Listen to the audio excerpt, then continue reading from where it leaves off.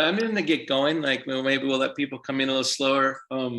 Matt, Rodrigo has his hand up. He might have one. Rodrigo, pop in. Hello, Matthew. It's very quick. I just want to say that I am a big fan of your writing, and I look forward to receive your new newsletter every month, and especially this last one, about the shapes of the unity. So well written, and it's like I really wish you can compile those and, I don't know, create a book or something, because like, there's another wonderful project that's like there. I'm writing them down. What I promise to do is keep writing that newsletter, like the greetings, more as a blog, and adding more of that. Just so you know, Rodrigo, probably before you knew me, there's like about 115 blogs. Wow. They're not so much about disability. They're from years back. They're about just living life. And so some of those are they still available, anybody? Yeah. Having the link right now, I'll put it. Yeah, so those are like kind of like, they're not so much through the lens of disability. They're just kind of like through the lens of being a human being. But there are some out there, and then there will continue to be more. Okay, all right, so let's get going and start talking about this, and this is being recorded, everybody, because a lot of people watch this on replay, because not everyone can do something in the middle of the day. So we're really grateful that you're here. The idea this time about finding your voice as a mind-body sensation is something that I think a lot about. And I don't know if any of you saw the promo that we sent out yesterday. I'll kind of go through that teaching again, but the idea is that what is it that needs to be supported in you besides psychologically that would help in you finding your voice, right? And so finding your voice is, so I want to not just explore it as something, people who live with trauma, loss, and disability, and especially this workshop is about disability more, is that we're used to being kind of unseen and unheard within our culture. And this happens on all different levels that all of you know. It happens day to day. I want to talk a little about that. It happens more on a societal level too, when you're marginalized. And yet I think disability is importantly different than many other, if not all other marginalized populations, which I want to talk a little bit about today. But I think that it's important that I want to explore today and have a yoga practice about, eventually, about what it would be to find your voice without having to fight for it in relationship to other people or in relationship to this culture, right? And so you might call that self-realization, but I mean something simpler than that, than what self-realization is that, and so that's why I'm talking about as a mind-body sensation, is that what I want to talk about is different ways. There are a couple of different levels that finding your voice matters. There's the individual level, which, you know, is even in relationship to your family and your friends, right? And then the people around you. And that's an interesting place where I have found in my experience, I want other people to weigh in, that with your loved ones, even though they're the people that might be able to give you the most support, for me, that's also been the circle of people that I've wanted to let know that I'm okay and that I got this and I can handle it. So in fact, in this strange level, I'm less likely, I'm going to talk about me now, to talk in depth about the struggles, because they want to help so bad and they feel they can't change something fundamental. Does anyone else feel that sometimes finding your voice, I mean, obviously families are so confusing anyway. It's hard to find your voice even as the little brother or the older, you know, or the firstborn or the youngest or whatever. Does anyone else find that your family and loved ones in some ways know even less about the truth of your life? Oh my God. In my experience, I won't go into a whole bunch of detail, they would kill me. But in my experience, they want to be overprotective so much that sometimes I have to remind them that I'm no longer 12. Yes. So it's like, what, you actually have had a crush on someone? What, you actually thought that he or she was cute? You actually wanted to have sex? Oh my God, you know what I mean? And I'm like, I'm in my 30s, guys. Yeah. Hey, Sin, would you mind telling what type of condition you're living with, just so we have some context? It's okay if you don't want to. I'm sorry, y'all can't see me, and I'm just assuming. I have cerebral palsy, and I use a wheelchair. And so on the one hand, my family and teachers and things like that have been great in terms of teaching me how to be independent with what we call the ILLs, the independent living stuff. Can you brush your teeth? Can you wash your face? Can you put on clothes when you don't have chairs? That kind of thing. On the other hand, though, with stuff like, I think so-and-so is cute, and we might actually want to have sex. Oh my God. Right. So call the cops, call the police. And I'm like, exactly. I didn't say anything. I didn't say we actually did meet. I just said I had a crush on this particular human. Yep. So some of those life things, does anyone, and I think this is right. I think there's an interesting paradox, especially if you've been born with a disability. Yep. Right. That especially overprotective advocating parents actually are part of an issue.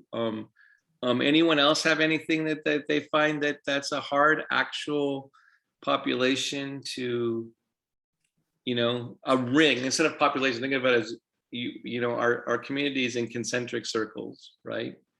Anyone else have a hard time being open all the way? It doesn't mean you want to bring them into the muck. I mean, like, honestly, being open all the way about how hard things can be. I'll talk about it for a second.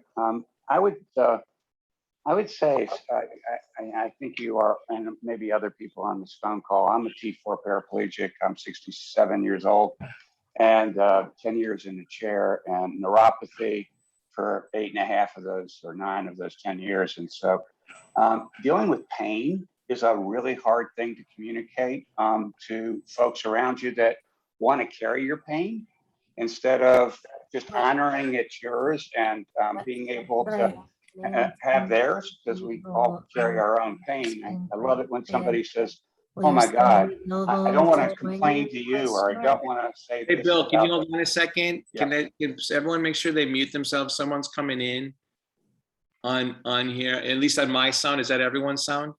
Yeah, so make sure you're muted if you're not talking. So yeah, go, Bill. Sorry to interrupt you, but I just want to make sure we can hear you, Bill. No, it's just, and then you get the other side, which is probably on the sympathy thing. Is that, somebody starts talking about what's going on with them, and they say, oh my God, I can't say that to you, just because, why am I whining? Look at you. And I want to say, I'm doing pretty fine, but, but I'll keep mine and you keep your pain and we'll be okay with it. So, I think there's a huge amount of, especially if somebody is with you 24/7. I have a wife that is an angel, but my God, the shit, and I don't mean it literally and figuratively, that she has to put up with is really kind of hard. And it can really carry everybody down, and you got to have a place to vent it, because it can weigh you down pretty damn quickly too.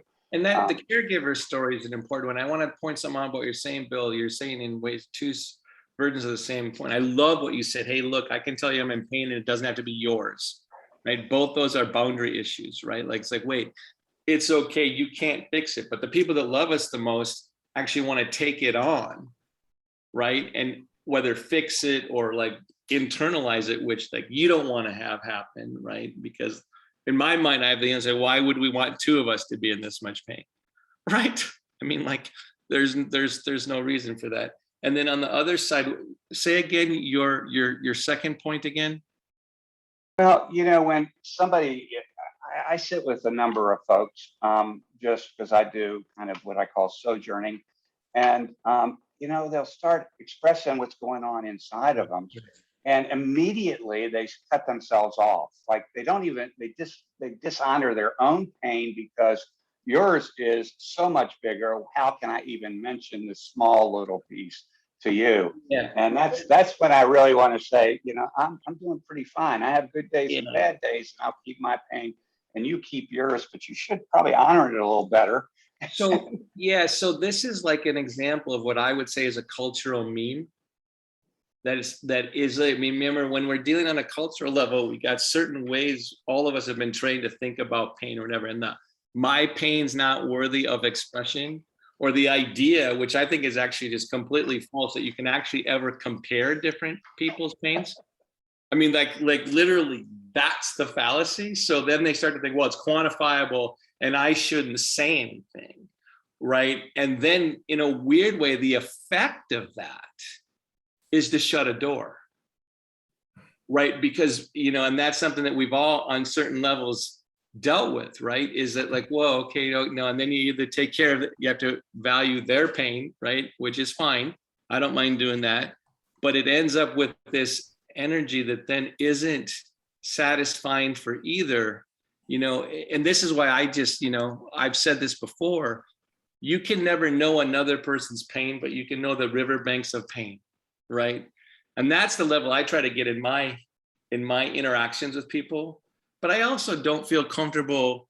And again, partly it's because if I put too much attention on how much I hurt, then the too much attention is going to how much I hurt. Yeah, exactly. And I'm endorsing it and getting it out of relationship with the rest of my world that I'm sitting in at the moment, which is pretty fucking grand. Excuse me. Yeah. Does anyone else have any, whether it's about pain or about communicating these things where? Can I jump in about closed doors? Yes, Dave. So I'm actually approaching 4 decades of being quadriplegic. Yeah. I think with family, I still think they struggle with me being disabled and in denial about it.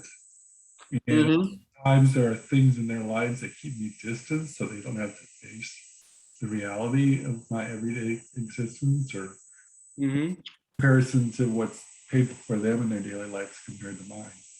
But I do think there is still denial. I would come, what's interesting about that is that I would say the same thing's true in my family dynamic. It's been 42 years for me, right? So is it that I haven't said enough? Yes, probably, because I've been trying to let them know I'm okay and prove to myself I'm okay. But it's also, this is where the individual level of trying to communicate and find your own voice runs into a listener. Let's call the listener as an archetype, that they do have cultural memes implanted into their head about how to listen, right? And what I find sometimes is like, for me, and I want someone else to weigh in, is that I get sometimes my feelings hurt. It's like, weren't you listening the whole time? Like, oh my God, did you not process what I've been saying for the last 35 years? I mean, I didn't want to like plant a flag on it and say, look how bad my life sucks. But if part of me gets into that place of where it's like, if you had been listening, you would be farther along. And I don't know if that's true. Like, I don't know, but sometimes that's how I feel. Anyone else? Sue, I saw you nodding your head about this issue about communicating. Am I right, Sue Fink? Where you have something to add? You got to unmute yourself. Yeah, I notice with my husband, sometimes I think he doesn't realize, or he doesn't think I'm really disabled. Sometimes I have to remind him, no, I really can't do that. It's too hard for me. I can't get my arms up that high to get that thing off the shelf. He just doesn't quite get it. Oh yeah. Or puts things way up that I can't reach. Take that more as a compliment, right? Oh, you forget. People would often say to me, not always, like, oh my God, until we come up to a flight of stairs, I forget that you're in a wheelchair.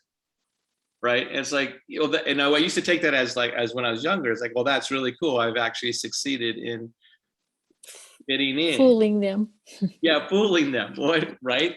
And but also meeting what they need in relationship to their existential relationship to disability, right? Because it's scary. I think and I don't know if this is true, I might be tainted right now, but I am in the last couple of years have been really thinking about how fearful our culture and the individuals I meet in our culture are of disability. That a lot of these cultural memes are for their own self-protection. Well, may I speak to that? Sure.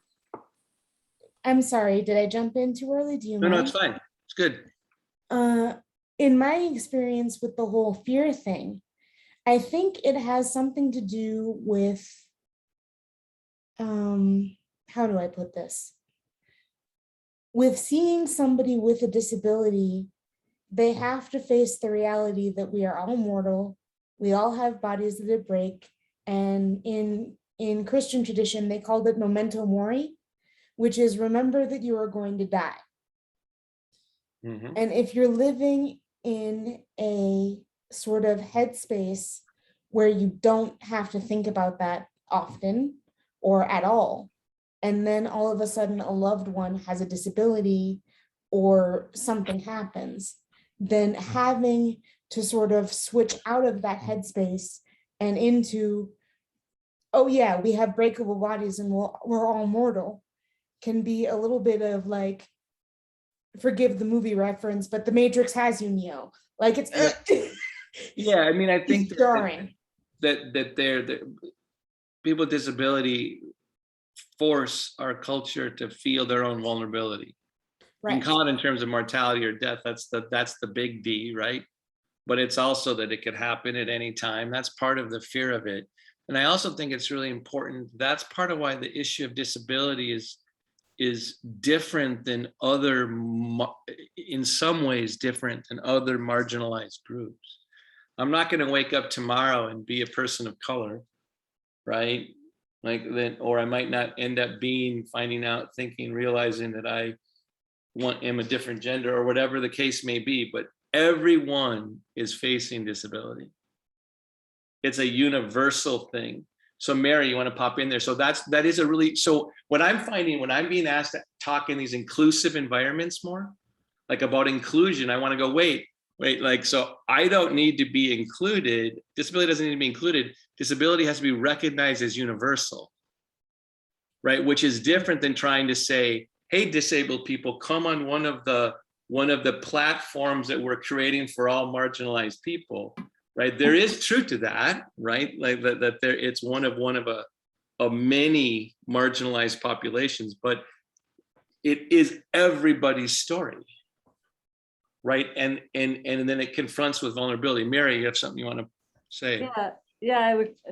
I guess related to that, Matthew, I was, from my experience with my brother and sister, and the feeling of being misunderstood.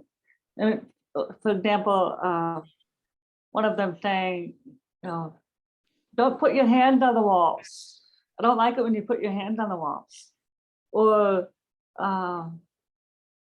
I need you to not walk because you walk loud so that you don't wake up my grandchild. But does anyone else have dirty hand marks all over their walls, all over their house? I totally do. I mean, there's so many places where you could say, I must pivot there every time I go by there and I grab or whatever. There's those places. I take the walls out. Yeah, it's I so have funny. like no molding in my apartment left. I have taken walls out. Yeah, so man, I just had to jump into that. That's one of those secret things about, that would be a good vignette story. Here are the places that I wear down my house, right? Like, yeah, and there's that again, that speaking up. I mean, for me to say, come on. I mean, that's how it works for me. I didn't even know that I put my hands on the walls, but I have to put my hands on the walls. I mean, that sort of, that not understanding, and that speaking up and saying, I need you to sort of see me and understand that this is how it is for me, and that I can't walk any lighter let the baby wake up. I mean, please. Yeah, then we're in this place where I think is really funny, and it kind of starts to shift towards there's an individual level that we could have multiple sessions talking about this and collecting stories about this. Like, so we should if you keep coming up with ones too, but then Hey, there's Matt, yeah. this is Amy. There's a comment in the chat box from Laura Halsey about vulnerability. Might be a good time to have her talk a little bit more about that. Okay, say about that, Laura, and yep. Put it out here, Laura. Damn it. Hi. Yeah, no, I was what you were saying before about I think it's about you're not going to wake up tomorrow and be in a different marginalized group, and so you can have empathy for someone who it's never going to be you. It's much easier to be like, I feel for you and I'm here for you to be supportive, but that's never going to be me. And Right. when disability, I think it makes people squirm as well, that I think they're a bit like, oh, this is uncomfortable now, because even if disability never happens, for many people, age is happening. So they're gonna experience loss in that way anyway. And I just think it's uncomfortable for people to look you in the eye and see that. And that's why I think there are myths about disability that our culture holds in their head. Yeah. So whenever there's existential vulnerability, I mean, think about, there are a lot of causes of why we have myths and stories, right? And one of them is that we're solving existential vulnerability problems. Like an easy one to get your mind around is, why is there a sun? Well, Apollo's pulling his chariot of horses across, pulling the sun across the sky, right? Like that's an outside one. But in fact, like one that is kind of funny, but when you think about why a mythology or urban legends or whatever start to appear, it's because they're actually trying to be a cultural response to something that you don't quite know how to process. Yeah, and I think, it's like when I was in the group with you and when I came and did your training, I said this, and I don't mean this to be insulting to anyone who likes these kind of stories, but there is one narrative that people love, which is that, like, I have a disability and I climbed the mountain and I went whitewater rafting and I was in an enormous amount of pain, but I did it and I'm brilliant. And they make me want to hurl things at the wall. Like, they just make me so cross. I'm like, I got up this morning and I had to deal with everyone's crap, and I had to, how long it takes me to get out of my house. And that is my hero journey story for today. I can't climb a freaking mountain, and nor do I really want to. Yeah, but it's a cultural story that people want. You know what I mean? And I, as a young person, felt like very much like a failure. So I was like, well, I'm never going to climb a freaking mountain. And there's nothing wrong with mountains, by the way. Mountains are lovely, but it was never going to happen. And it just used to make me so cross. I was like, oh, okay. That's one of the overcoming stories, one of the stories that let our culture stay asleep. Yeah. We have to redefine the hero's journey when in relationship to disability. Yeah. That's part of what the stories I want to try to build. They want to think that you can outrun it. Like, or fundamentally, they just want the story of, like, you're going to get old, but you can outrun it because you can be 95 and run a marathon and everything's going to be okay. Yeah. And that's what they want to hear. So, Laura, I just want to say before we go move on, like, we do value the intent of what you say, but one of the reasons why I wanted you to speak out loud is we just freaking love your accent. Thanks. Okay, and that's just part of what happens when you get. That's my overcoming story, Matthew. Exactly. Me and my accent. That's where it's like a siren, right? Yeah, you roll your eyes. I love it that you're rolling your eyes enough. Anyone else want to add on to that? Can I add something about culture? It's like we're talking about the dominant white culture is the one that reacting this way. One of the most profound things in my experience is that the Black culture in America treats them differently. Now that I'm disabled, they're much more open and giving and supportive. Haven't you found that too? I found that subtly true also. Yeah, and white young men have always had a real struggle with me with a disability. So there was a profound shift in the way people treated me when I got hurt. Yeah, no, I think that's one of those subtle changes in language games where people that live in our society, in my experience, that actually do suffer are actually more aware of other people's suffering. And it's one of those unsaid wonderful dynamics of living with a disability within the culture, right? I find that that's true for sure. One of the things I just want to switch a little bit and get a little bit more on the societal level a little bit. One of the things that I find too as an individual, it ends up being a zero-sum game. Like, for example, or even less than that. So like, for example, let's say like Mary, let's use your example of could you walk a little lighter or not touch, let's say walk a little lighter in your house from your siblings. And we all know that energy when you're out in whatever, like, so here's an example that happens all the time to all of us. Let's say I go into a restaurant, I'm with a group of people and I have the reservation. And I say, Sanford reservation for this, and the maitre d' turns and talks to the other people about that it's going to be 15 minutes, right? So there's a place that dynamic, that triangulation of translation, right, happens all the time. Now, I'm in an interesting spot when that happens. So are you. I'm just gonna talk about it in terms of if I point out that, no, hey, I made the reservation, or if I make it a moral issue, that they've not been sensitive enough to recognize or value me enough as a full-fledged human being, then they feel bad and they feel shame. Kind of like, not unlike Bill, what you're saying, when you talk about your pain and they talk about theirs and they devalue theirs. Like all of a sudden, once it becomes a moral issue or a moral failing, I find that exhausting, right? That I got to decide if I want to correct somebody in a living, ongoing dynamic. That's a day that I better have eaten my Wheaties, right? Because I got to so I find as living this long enough, a lot of times I just let that pass. I just let that dynamic, that triangulation that happens all the time, just go over my head, you know, or just let it pass and pretend it didn't happen, right? You know, because some days I don't want to show up in that triangulation. But we also know those times when, when we really do feel like we should say something, and there's not really space for it, I get my autonomic nervous, my body starts to get a little bit fired up, right?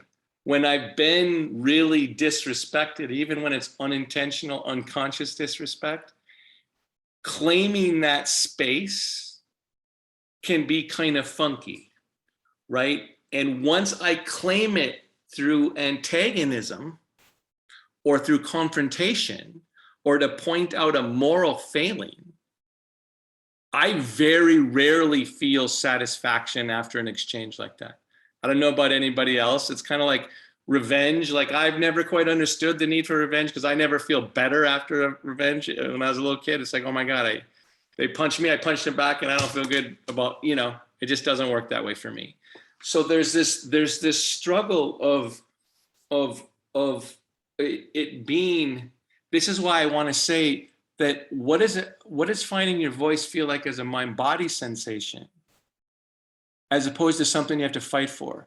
Now, that doesn't mean that often as a group, we need to fight for it, right? More, but right? And get heard better. And I want to talk to a couple people that are running organizations that are doing that, right? So, but it also means that, so we do have to do that, but I also want to get to where there's another level of doing this from the sensation of relief and grounding, as opposed to trying to create space in a dynamic that's already set up for me not to have that space. Right. So that's why, you know, so it's like, it's an interesting dynamic that I want to pay more attention to. So I want to switch for a little bit towards like people in organizations. So Joe Dailey on the call here runs an organization called Get Up, Stand Up. And I think that, and so he's you talk a little bit about what they do,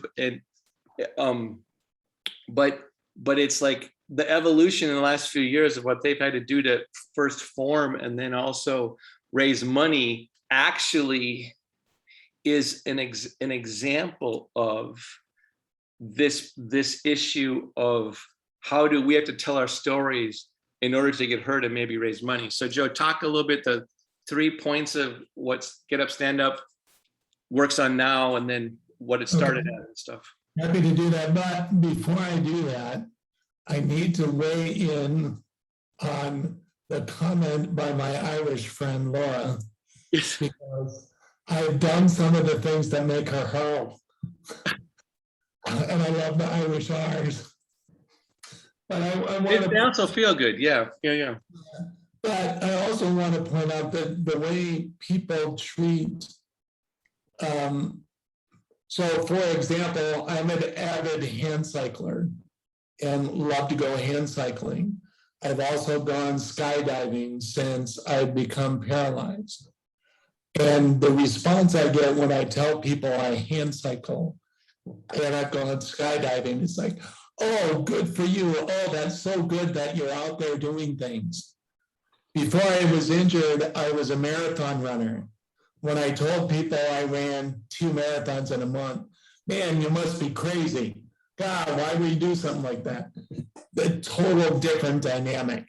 It's a perfect example of the different healing story in the people's minds that there are memes you're running into.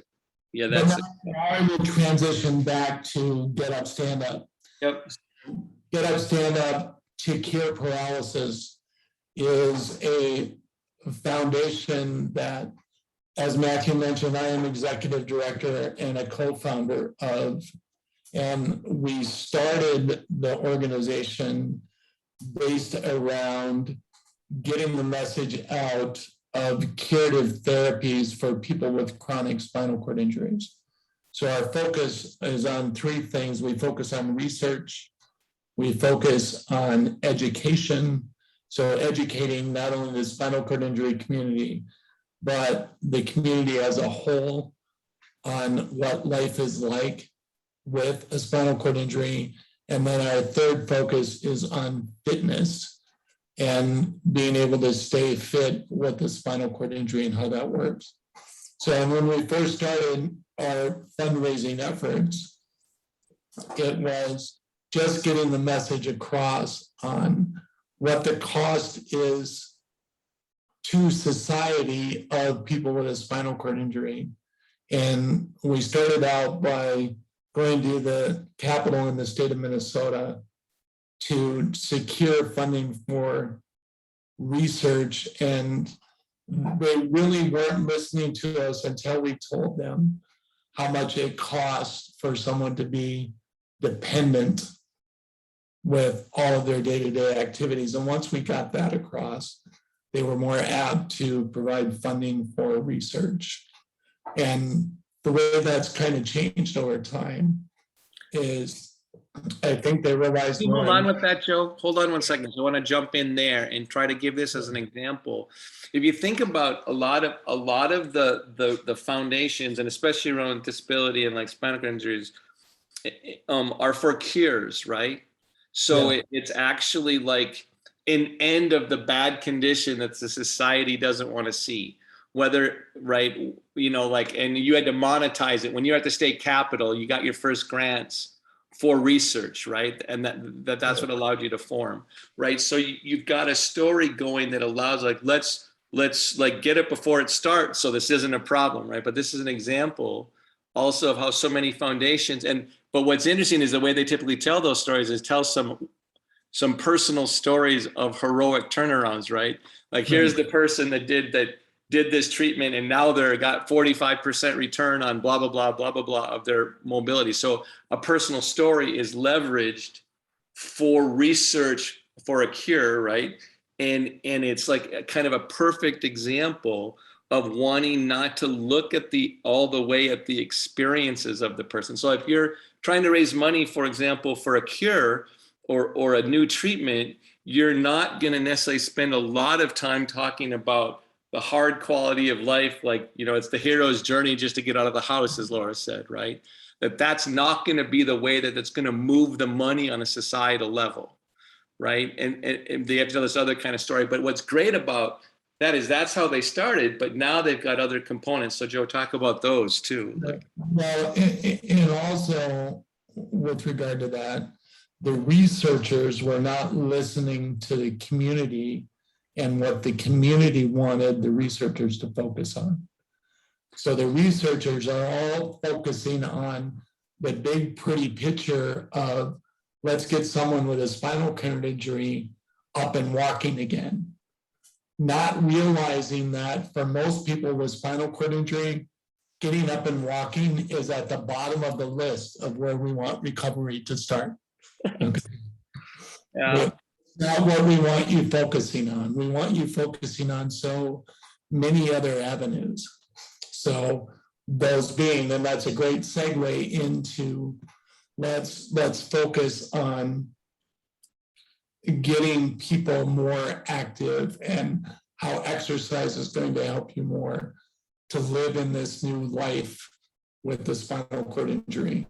And then let's key in on smaller areas where we can have restorative function in whether it's bowel, bladder, sexual.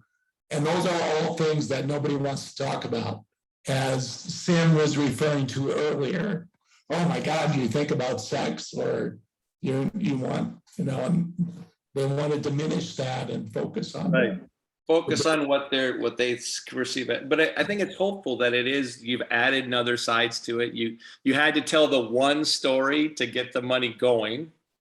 Right. We're able to expand. Now you got researchers actually listening to what's on the community's priority list. This is all an example of getting better at telling the story of actual disability and trying to get, it's amazing that people assume they know what quote we would want, right? So I think it's hopeful that your organization started in 2017 to 2018. 2017, yeah, because we're just turning 7. So this transformation is happening in relatively short order, which is hopeful. It's part of what I wanted to get across. But even when you are trying to, as an organizational, running an organization, like you have to figure out to tell the story that actually moves the real agenda, but also in a way that people can hear that are going to direct money your direction. It's a interesting problem as a ED that Joe has actually been living.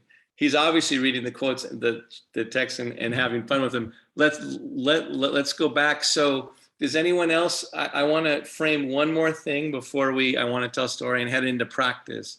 Anyone else have any comments on this so far? What's being talked about? I just want to give you that kind of organizational perspective about how the story has to evolve. Also, May I?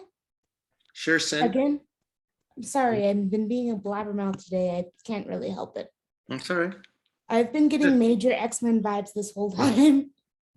Well, I don't know what that means. I saw that in the chat. What do you mean by X-Men vibes? Does anyone know I don't quite know maybe I don't know X-Men well enough. Is anybody out there? Am I being heard? I'll speak up. I'm guessing she's talking about variants, and I don't know if it's just X-Men, it's Loki and a bunch of other things. It's basically quantum physics, different dimensions, basically the same character, disabled or not. Yeah. Expectation, perception. Yeah, all that stuff. Yeah, I think that's, I'm not, I see someone's hand up. Elizabeth with an A. Hi, I was in your mind body story in 2018. Yep. About the voice. My story is I dishonor myself when I told my story in that class, and I dishonored yourself. Dishonored myself. Okay. And I haven't just recognize it for what it was, and it's I want to claim that now I'm not sure. I heard you say you dishonored your story. Yes. Well, how so? I'm trying to remember. Yeah, I don't remember that, right, that way. Yeah, yes. I have aphasia from a stroke, Yeah. and I was it was at the end of the weekend. Uh-huh. Everyone was going over a lot. And I didn't feel right to explain more. So I didn't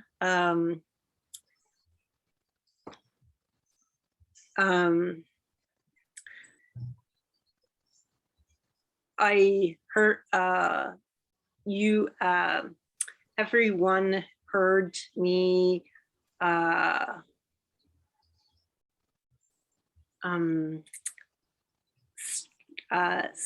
stumble. But I didn't correct that at all. So I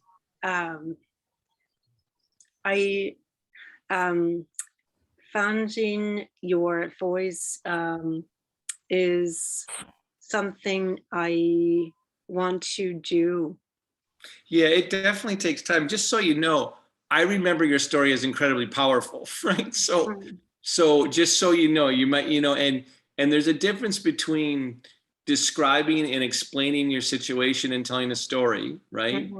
And what's wonderful about the potential of storytelling is that you don't have to explain everything, and an awake audience is going to hear a whole bunch of things in your story. Yeah. So in fact, I find when I storytell, I explain too much. And so just know, you maybe wish you had explained more to make us understand, but your story was incredibly powerful as it was delivered.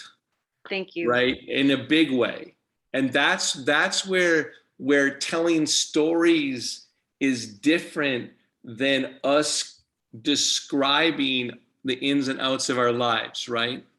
Because on some level, what's okay, so as Kevin Kling, I don't want to get off on a story, I could get off here all day, and we've got to start moving, but one of the things that a story does as opposed to an anecdote, there's a big difference between telling a story for an audience and a listener and an anecdote, okay? An anecdote has more of like, here's what happened, and explaining. It's kind of a retelling of facts.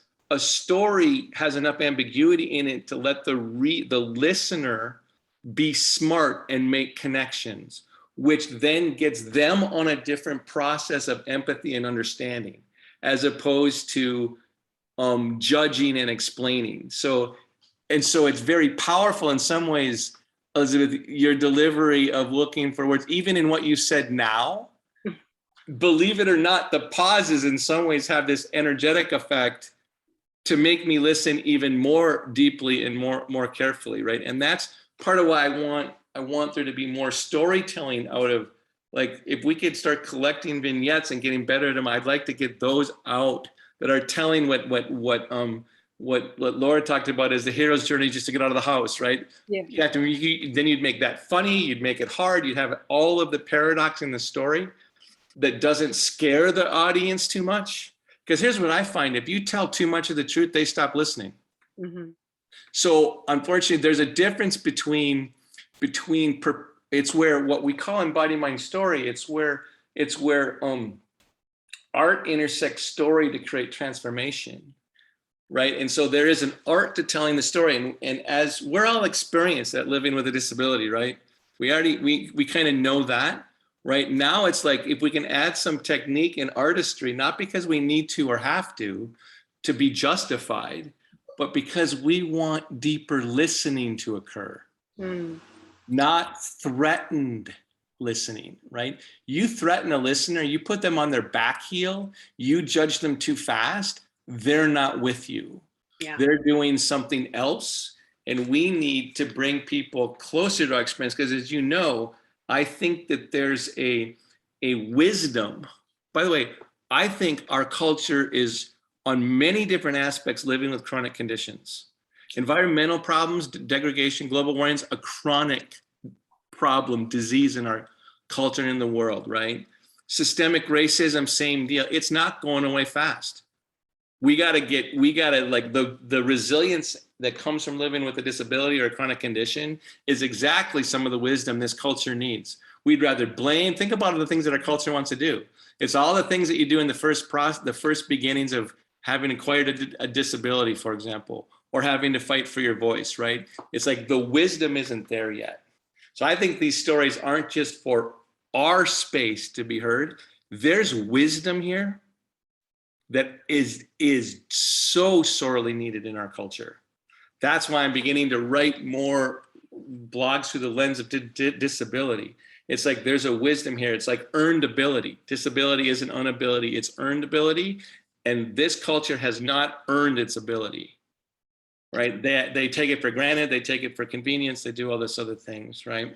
So Bill, you want to say something? Yeah. Real quick, if I can, I was thinking back when you were talking about the maitre d', there's no real way of addressing that other than through story, and because any way else does trigger that internal trauma, which everybody is carrying. And we remind them that they're really close to all that trauma and they're not interested in looking at it. So if I don't have to look at it in you, or I can ignore it or not listen to it, I protect myself in a way. And I see that as a really kind of deep reaction in our communication. And until we can break it down to have accessibility, I talk about creating a sacred space in front of me when I go into conversation with a person, so that I can try to put out an energy of sacredness, but also an energy of safety, so they can walk in to hear. And if you can't create safety on the second side, you don't have a listener. You have a punching bag. So, and that's part of what I mean is that on one aspect of finding our voice, we do have to find it as a civil right. Thank God it's a civil right. Thank God for ADA. Thank God for all that framing, right? But in terms of the individual level of living within this culture, in terms of getting deeper, more systemic change, it's going to come from not putting people on their heels right off the bat. Although there are times I do that, right? Depending, like there is no one rule here about how to do it, but it's that you want to figure out a way for some of our finding our voice to invite people in. And I do find truthfulness that's not charged with judgment is pretty freaking powerful. Matthew? Right? When your truthfulness is coming from judgment, you're gonna not get a good listener, right? One more. Okay, someone said something, and then It's Elaine. Yep. In my church, people are saying I haven't been 1/10 as active since I was diagnosed 11, 12 years ago. Why? And kind, gentle people whom I love and have known for umpteen years, I say anecdotes of things that have happened that are little. Signing a document after a marriage, and I'm there in my walker. Well, Elaine, you're taking up a lot of room. Well, folks, it's at the end of a wedding and there's people coming and going everywhere. And it's just a walker. And I just look, I don't know what to say. I have no idea what to say. I'm here, I'm supposed to sign the thing. And I go to a potluck. I got the walker. Walker's perfect for potluck. You could put your dish down here, but I take too long. I can't pile things on. And I know, we all know exactly what you're talking about. And then they say, well, let me fill you a plate. Can you come over there and I'll find you a place and I'll pull out your chair and everything. I don't need the chair. I got my own. And so I'm telling this nice small group of people in our religious community that it's just kind of getting less and less worth going. And they're shocked. They're absolutely shocked that A, that this is happening, and B, that they didn't see it. They just, you know, This is Elaine, you're doing a perfect example of the complexity of trying to, and so like, and unfortunately, you gave me a perfect segue to move on, and I still want to say one more thing, damn it, right? But in that place where you're trying to sign the book, the launching part of the practice is going to start now, is that might have been a very powerful time to ground your heels, lift your chest, feel your shape again. Because the empty space in you is where that societal pressure and judgment that you're taking too much time gets into, especially because you're an incredibly sweet woman, right? So you're really sensitive at that level, right? And it would be too bad if you had to get angry. Hopefully you've been able to communicate in that group without it being angry. Oh, yeah. Right, but that's the, if you ever, Kevin Kling's story about Dick the Turd, he calls him, like you don't want to become your own villain in order to advocate for yourself. It's a really powerful story he tells. I don't, as an advocate of my own situation, I don't want to become the villain. Yes. Because that's not who he wants to be. But unless you do things along the way, like fill your own vessel and have your own space, in order to find your voice, you will find yourself having to become your own villain. Dick the Turd, right? In order for him to put his coins into a bus slot. So the story is an amazing story of him getting out his money. He has to get all ready. And right as he's getting his coins all ready, because Kevin's complete pillar has one hand and only has 3 fingers on the other, he drops all his money. And in that moment, he tells this amazing story is, what's he gonna do? Is he gonna become Dick the Turd? Or is he gonna get mad? Or is he gonna like figure out, and he ends up by the end of this amazing series of stories, picking up, letting the money go that's on the floor and going into his bag and finding other coins to get on the bus. But it's a perfect example of a story framed using a lot of mythology and a lot of other things. And maybe I'll sometime we'll record that and telling that story. Is that it's in such an everyday anecdote or vignette where all of a sudden it unpacks to this universal. It's not just about disability. To get what you need, are you going to end up having to subject yourself to becoming your own villain to fight in the culture? And that's what I want to like talk about. One of the things that I'm just going to say in passing, because I don't want to spend any more time, is one of the ways I see like the finding the voice of disability afloat. And, you know, I'm an old person. So I don't quite understand what's going on because that's just what happens. Culture kind of leaves you behind. But one of the things that I see that I'm kind of regretful for is if you think about disability rather than universal, like we're talking about everyone's fate, if you see it as a group or subgroup that needs to be included, you start to have to talk about ableism because you got to get an ism going. And then all of a sudden, you're one of many and you start pointing out the ableist thing, right? And all of a sudden, you're in a position that puts you in a confrontational position to the culture that's not understanding, right? And then you end up having to make it be a moral thing, that an ableist culture shouldn't be so ableist, that's the fundamental message, right? Instead of finding really creative ways to help them recognize their own tendencies to not be universal and not realize that our story is their story, right? And you probably need both.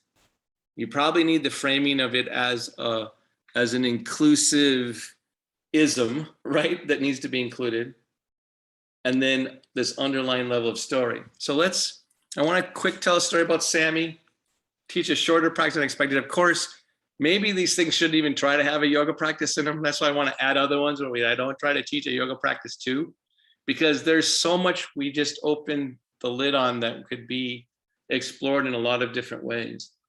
But in terms of finding your voice as a mind-body sensation, so I want to tell a story about Sammy. Some of you know Sammy as a student. We're going to put up a picture of her if you don't know her. She's an adaptive student.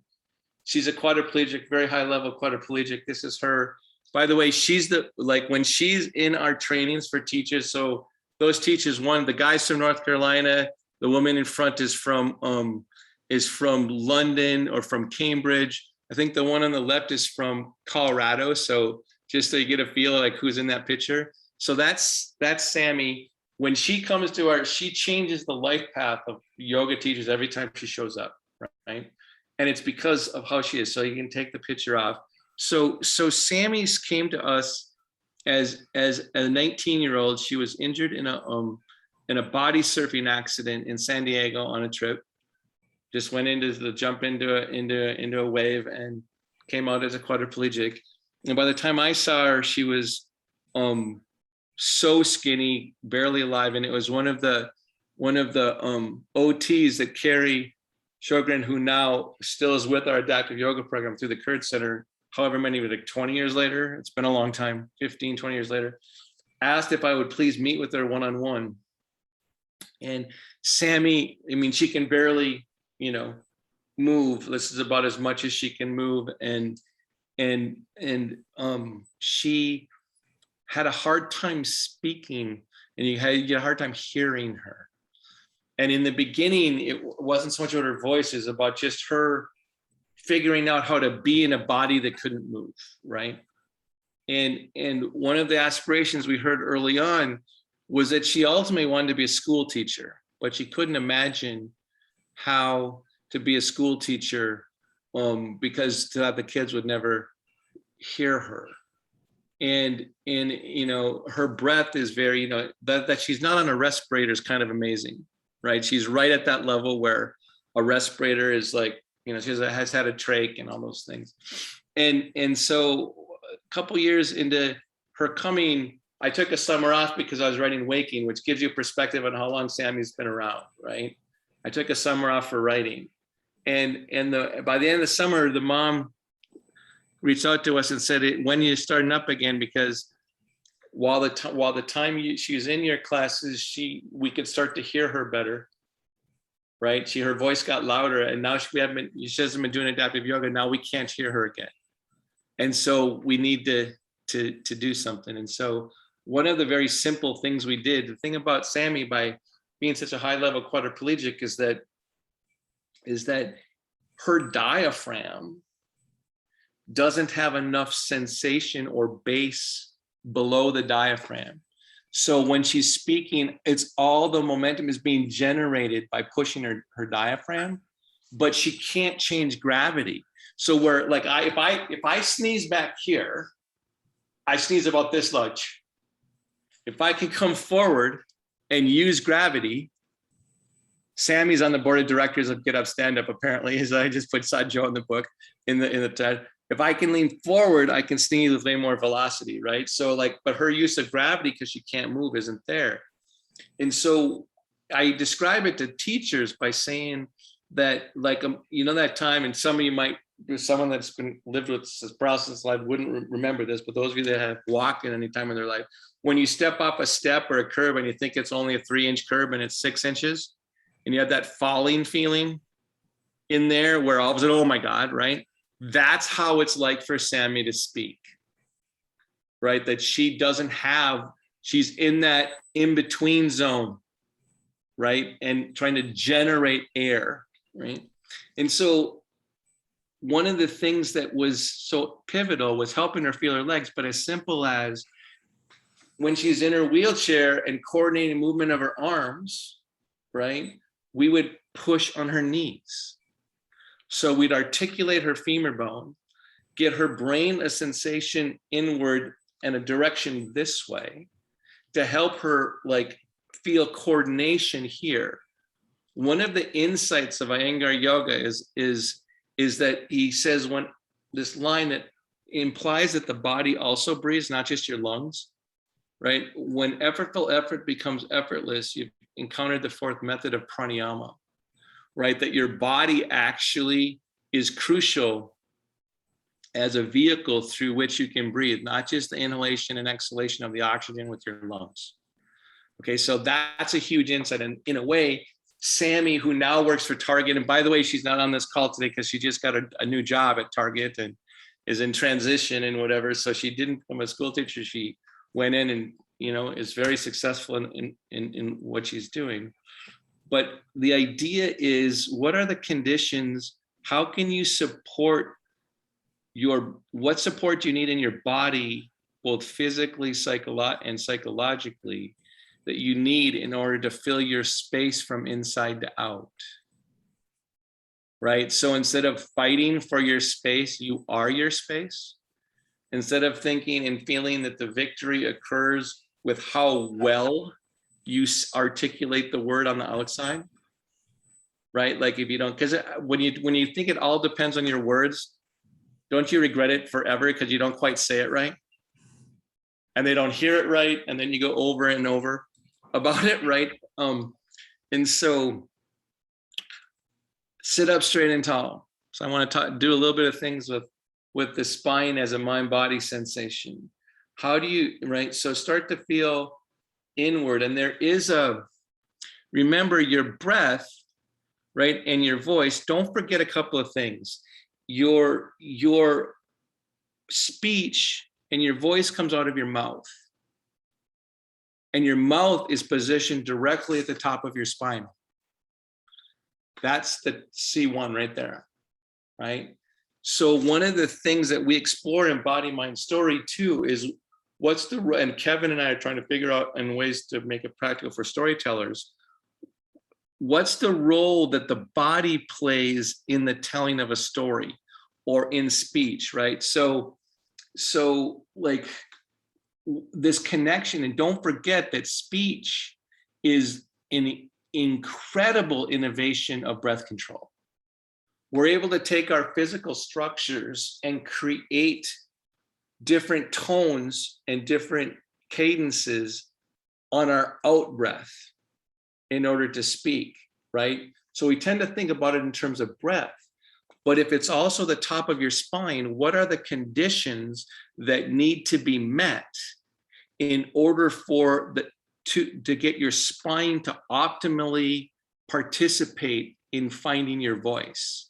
Now, there's going to be two basic things that I think a spine needs, and this is insights from asana, right? Is a sense of grounding, which has conditions of safety and all these things from within your own body, and a sense of direction,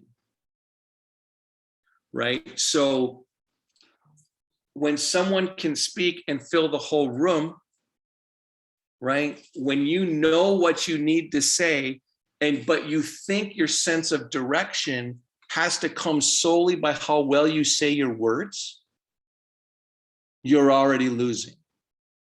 Your sense of direction is deeper than that, right? And think about Sammy, she doesn't get to gesticulate and have the body be part of the cadence of her words like I'm doing right now.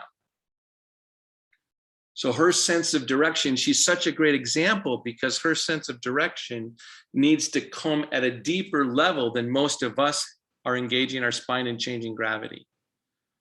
So sit up straight and tall.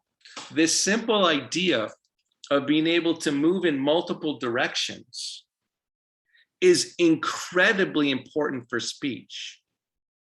Because if you just try to go up, everyone if you can, take one arm up. And if you try to reach for the sky by physically reaching for the sky, right? Just like try to actually get higher, like you're going to not make it to the sky, right?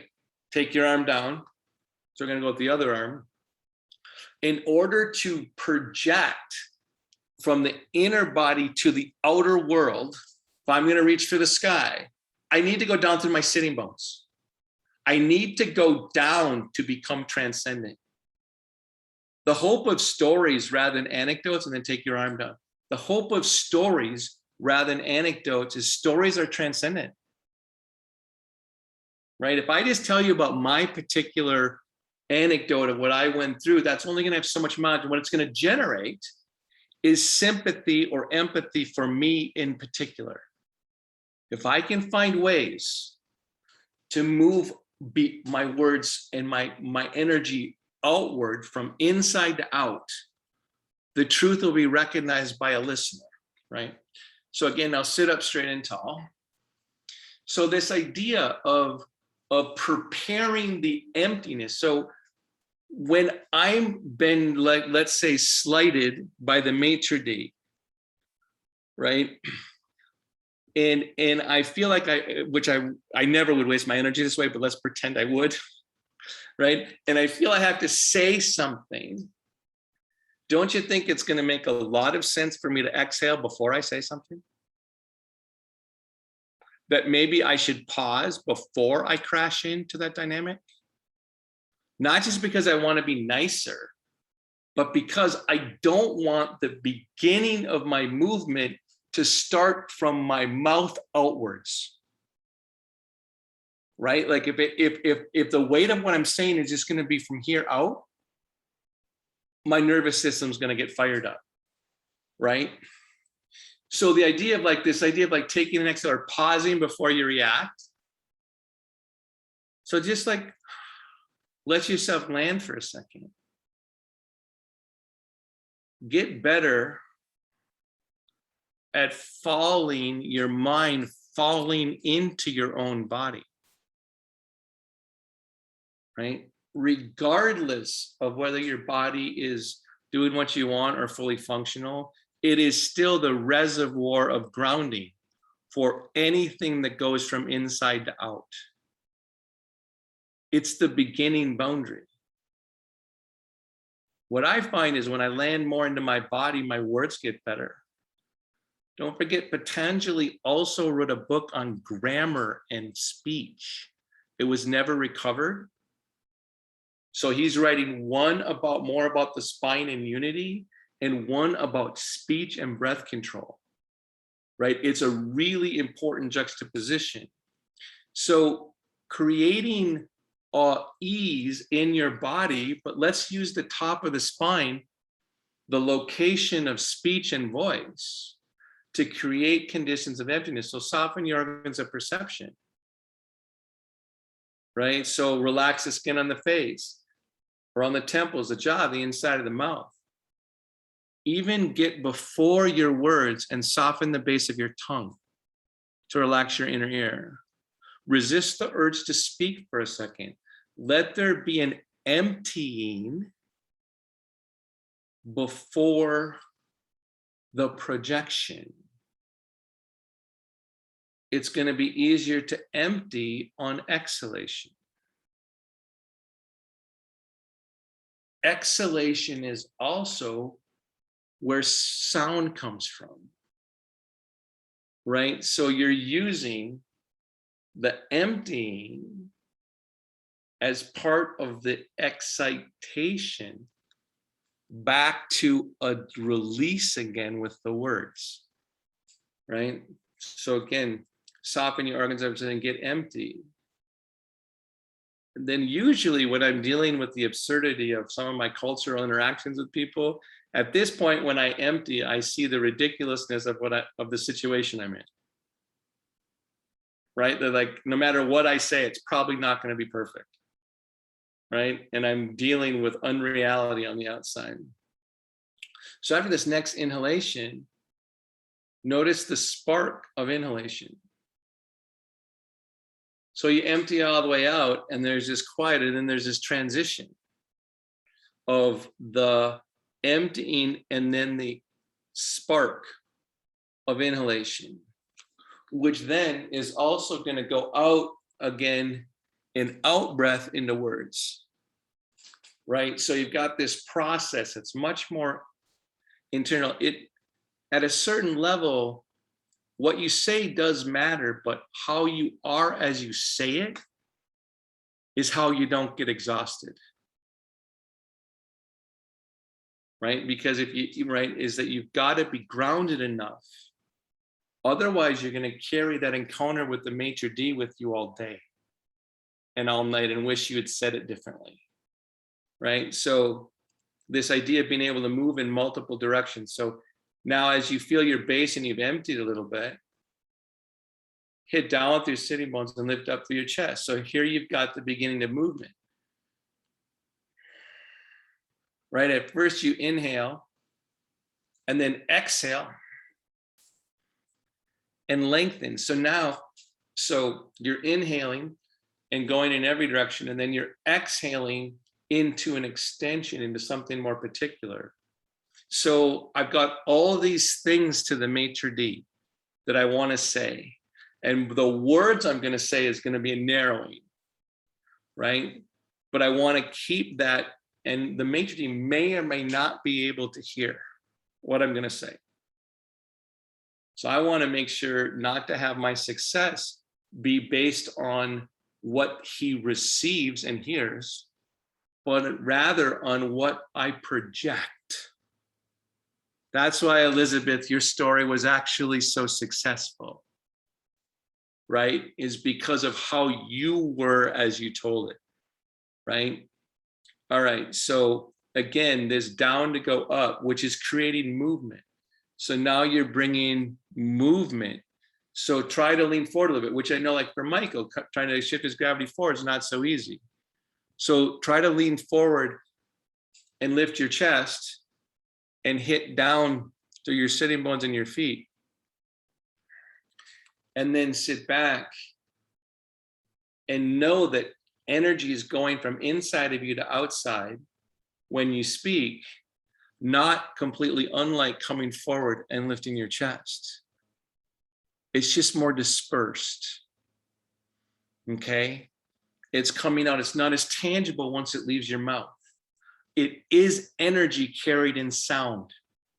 Meaning is carried in sound, right?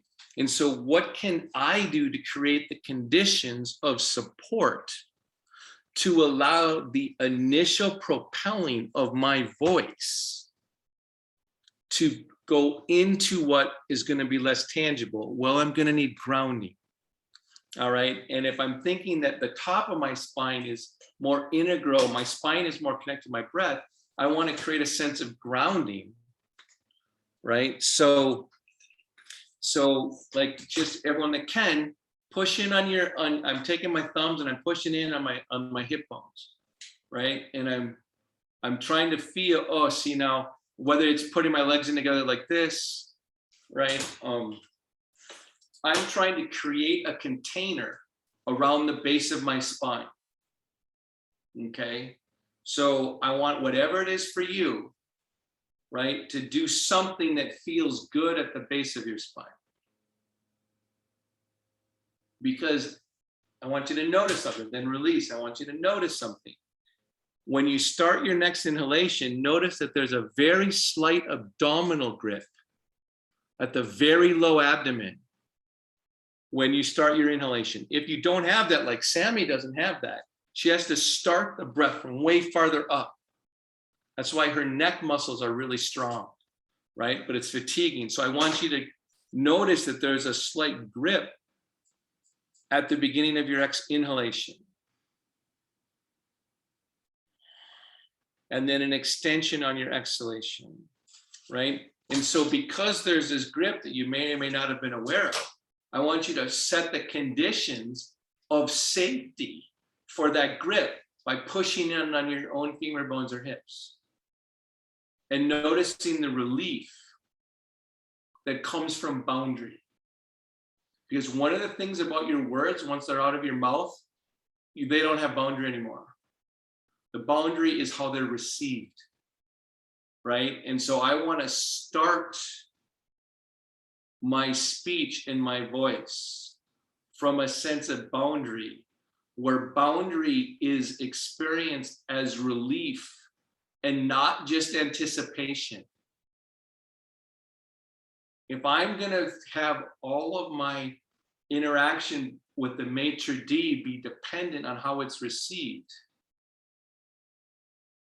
my boundary is not my own.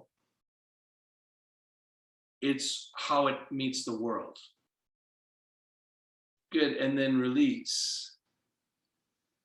So again, we've covered two things now. The emptying, the pause, the three things, the excitation of inhalation, and before the full movement, we're talking about making sure that my boundary is my own. Right now, when I push in on my hips, my boundary is also the empty space I feel within my container. This is why we use props. So Matthew Sin is asking how she does this with a curved spine. Sorry to interrupt. yeah, that'll have to be taken after, right? Okay. It doesn't matter. By the way, just so you know, oh my God, is my spine curved, right? Like I've got a 40-degree scoliosis, right? So what's amazing about spinal energy is that it's not just dependent on the physical energy of your spine, especially as it meets through breath and moves through breath. So your spine, Sin, doesn't have to be straight in order to recognize the benefits of boundary and of movement and of some rhythm, right? That's the short answer, Sin. It's a good question. It's just like a big one, right? Like all questions are. Okay, so this idea of moving in multiple directions. So now start to add rhythm to it. You know, your speech has rhythm, right? And it also has different tones in it, right? So this idea of using, this is why some people naturally gesture more, is that they're getting an outer expression to the rhythm. So I tend to lean in when I'm really trying to say something I want you to hear. Even when I'm just talking in Zoom, right? I need to get it out and use my body to move it. So this idea of rhythm forward and grounding forward and then extension, right, is also part of what actually needs to be part of my voice, right? Now that doesn't mean that I have to move every time I speak. So sit back for a second. You're on mute, so say some words into the, make sure your microphone is off so not everyone's listening. And try to like feel the relationship that your body has to whatever you're saying. So say whatever, sing a song if you want, row, row, row your boat, right? Whatever it is, or recite a poem, and start to very quietly and in little movements or big ones, start to have your body and your spine become congruent with your utterance. Right? And so you get the sensation of it, of what that feels like. Now go behind the balance point. You're not going to be able to directly use your balance now and the change of gravities. How do you deepen the bass of your voice? I don't mean the bum, bum, bum, bum bass. I mean the grounding of your bass, in order to get the benefit of changing the airflow, right? So you've got these things, right, there's more rhythm here. This was also the boundary, right, was to create conditions of safety in your emptiness in order for you not to judge your words with your mind.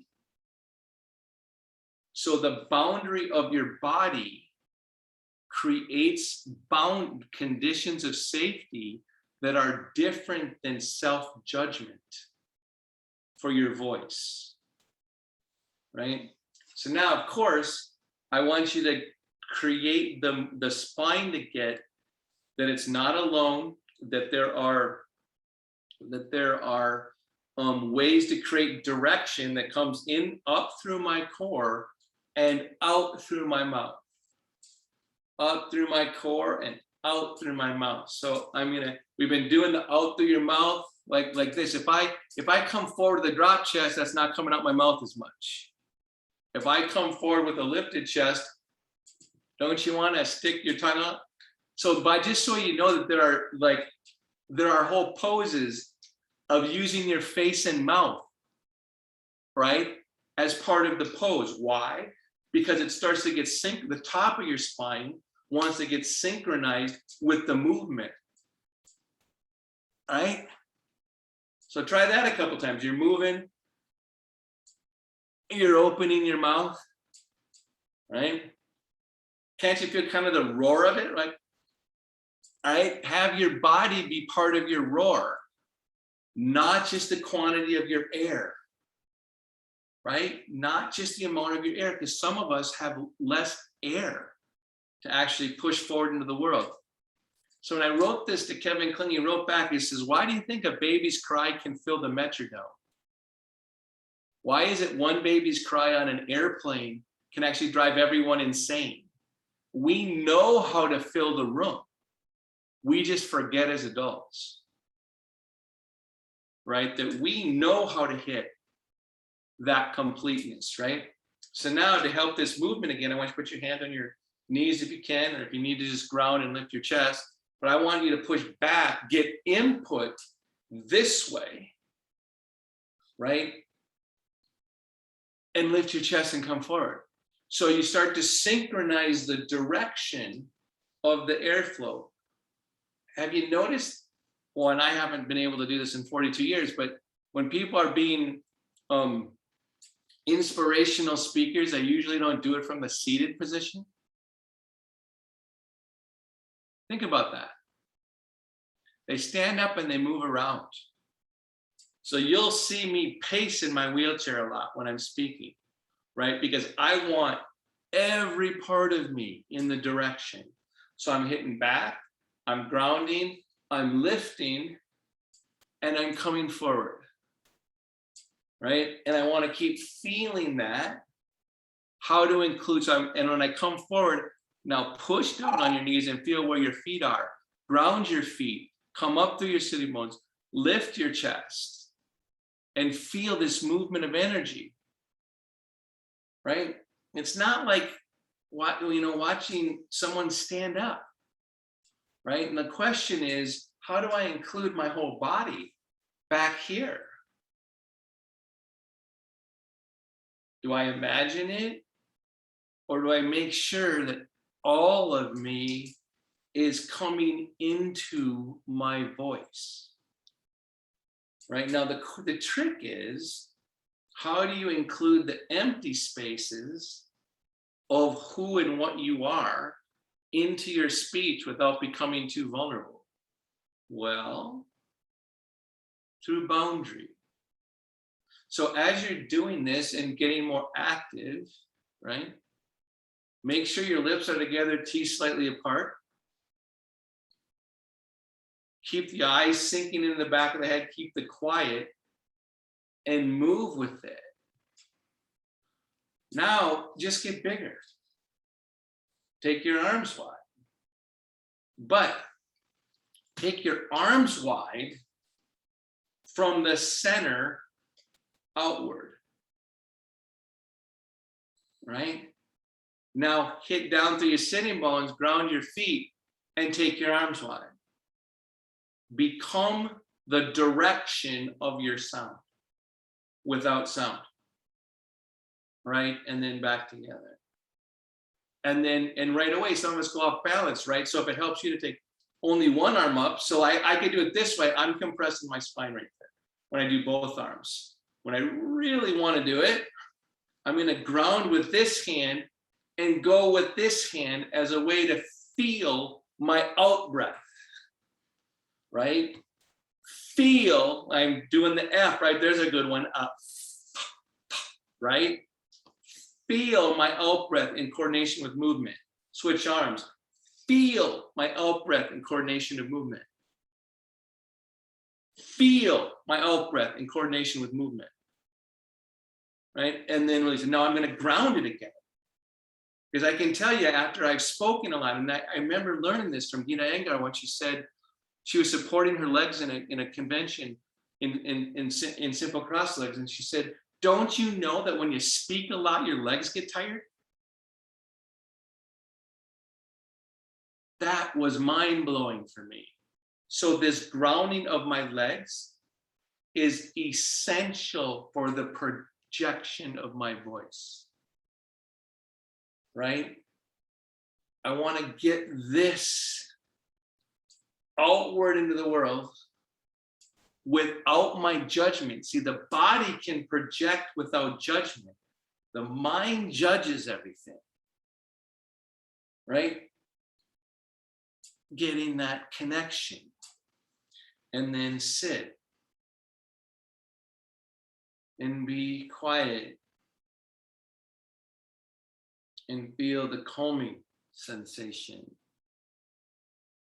and connect the calming sensation and let the inhalation ignite it. Let the exhalation return to it.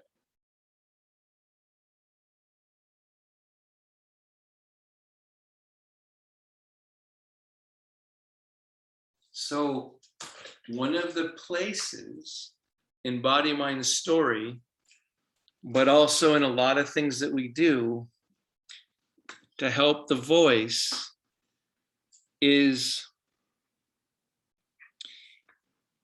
first of all, helping a person see ease, feel ease.